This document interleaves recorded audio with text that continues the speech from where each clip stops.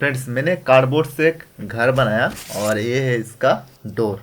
तो मैं इस वीडियो के अंदर इस डोर को मैं स्मार्ट डोर बनाऊंगा, जो कि इस तरह का जो स्मार्ट कार्ड होता है उससे ही ये जो डोर ओपन क्लोज होगा और फुल सिक्योरिटी रहेगा। तो चलिए वीडियो शुरू करते हैं। और इस घर को बनाने के लिए चाहिए फर्स्ट ऑफ ऑल हमारा एक आर्डिनो, जो मैंने लिया एक आर्डिनो यूनो। उसके बाद चाहिए ये RFID कार्ड, जिसका मॉडल नंबर है SW126। और इसके साथ में एक कार्ड आता है स्मार्ट कार्ड।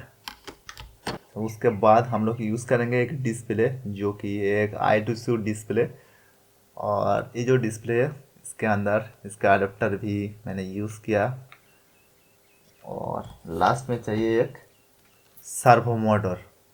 तो वीडियो के अंदर मैं दिखाऊंगा इसे किस तरीके से मैं तैयार कर रहा हूँ, और साथ में मैं ये भी बताऊंगा इसे किस तरीके से आप कोडिंग कर सकते हो। सब फुल कोडिंग सब कुछ रहेगा, कनेक्शन सब कुछ। तो चलिए मैं एक एक करके इसका कनेक्शन करता हूँ, साथ में आपको दिखाता भी।